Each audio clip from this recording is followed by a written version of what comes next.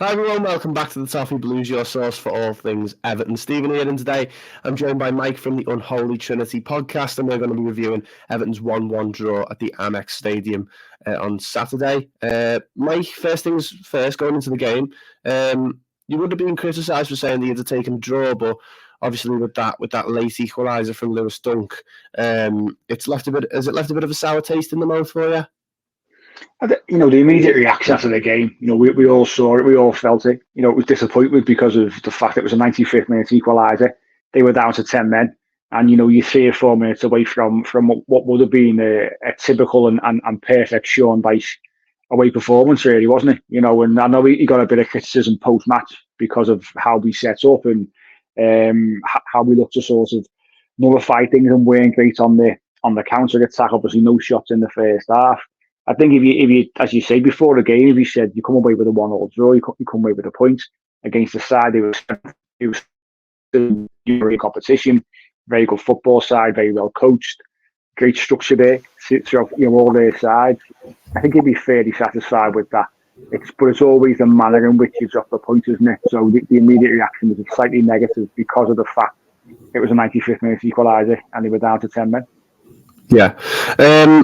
Obviously, I think for me anyway, when I saw the result, I checked the result at full time, and when I saw 1-1, it put a bit of a smile on my face. I was quite happy with it, but then obviously seeing that it was such a late one going in, a late goal going in to draw at level, that did leave a bit of a sour taste in my mouth anyway. But first half, I thought we kept Brighton at bay. We did okay. Going into half time, 0-0 again, which is then become a bit of a trademark of Everton under Sean Dyche when we have been doing well, is just being able to get through that first half. What was your thoughts on it? Yeah, the first 20 was like the Alamo, really, wasn't it? A lot of corners from Brighton, had a lot of the ball. Everton sat very deep and just couldn't get out. The possession, there was very little possession. I think at one point it was around 80%, 20% in Brighton's favour. We then grew into the first half without doing anything too special. But we got a little bit of control. As I say, there was no shots at all. No block shots, no shots off target. There was nothing at all from ourselves in the first half. But we got a bit of control after those first 20. We relaxed into the game a little bit. And it felt very much like, we were going there to, looking to nullify them and try and nick a point or nick a goal, which obviously is what we did in the second half. But the first half wasn't, setting the world light at all, and very much the feeling across the fan base on social media was sort of very negative. But we have to understand the position that we find ourselves in, especially before we've been given these 4 points back anyway. It was Sean Dyche is trying to manage a difficult situation and trying to pick up points, where we can.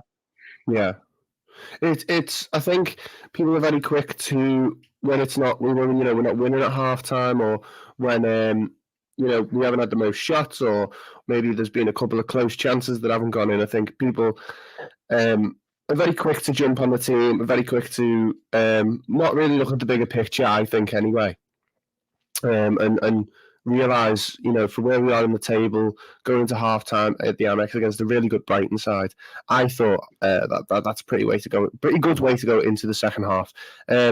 Of course, we've got to talk about that Jared Branthwaite goal.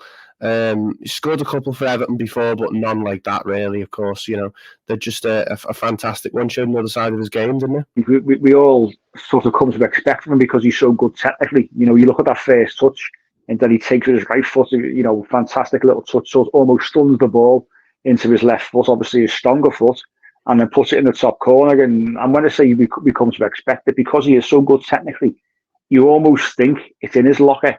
And he showed it. Obviously he got his first goal of the season against Tottenham, didn't he? Which was sort of off his nose from about half a yard out in the end. But we know how good he is, and I was discussing actually today with other Everton fans, and he's almost can be classed as a bit of a generational talent. He's that good. He's 21 years of age.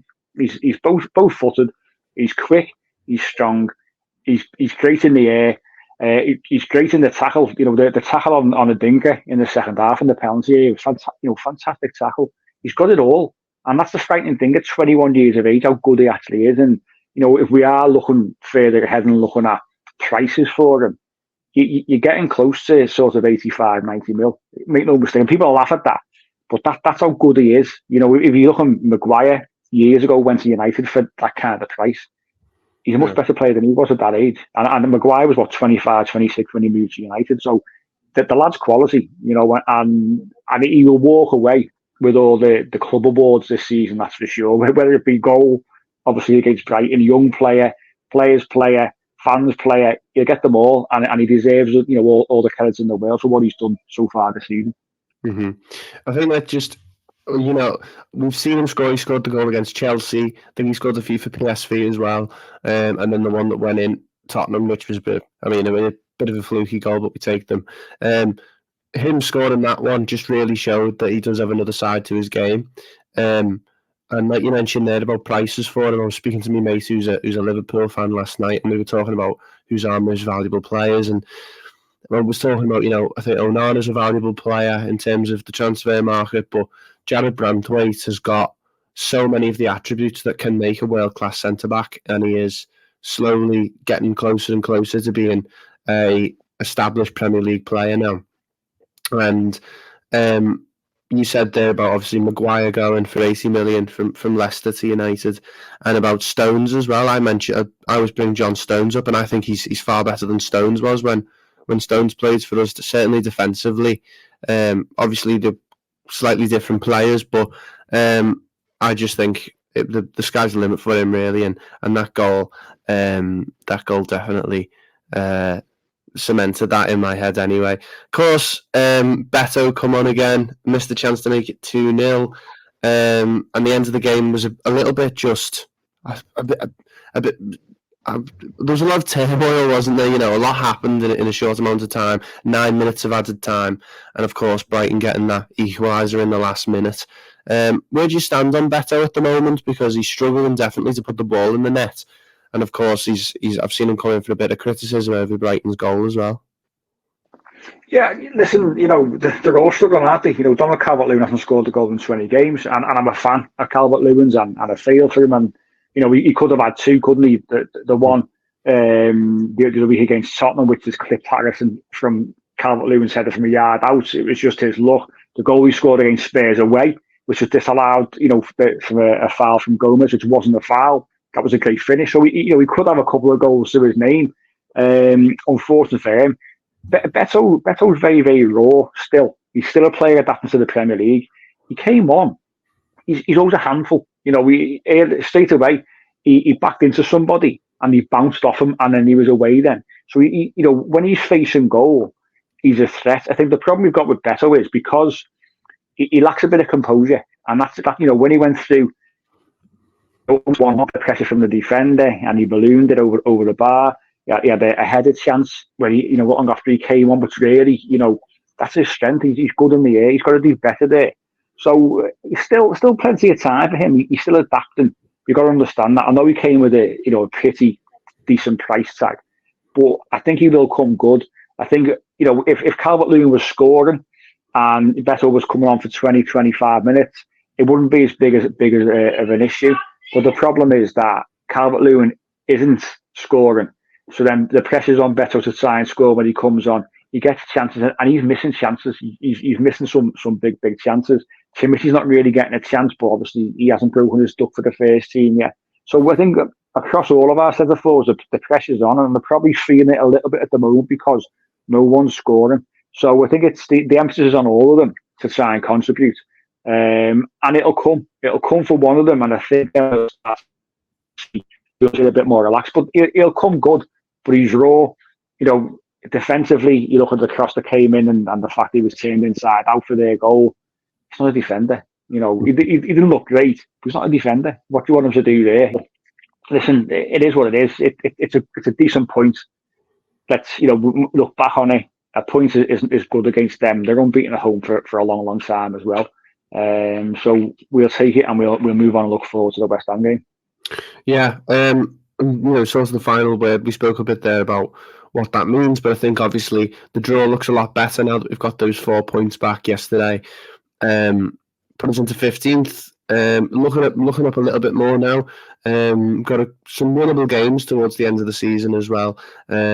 So how are you feeling going into the next few games? Do you think is the optimism there? Do you think the team are capable now that we've taken these points back, and the mental, maybe that mentality could change? Because I think all the appeal stuff has been really affecting the players, and I think that's the reason we've gone 2 months without a win.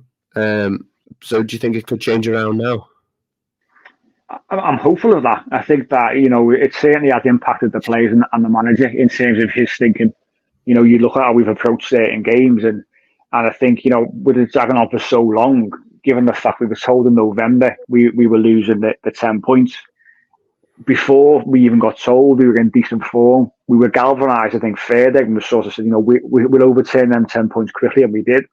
And it got to the point where, because it drags on and on and on, you're then thinking, well, we need to just try and nick points where we can here, hence why we approach certain games and we look fairly negative. The Palace game is a prime example where if we're 30 points reduction, Everton don't play that way.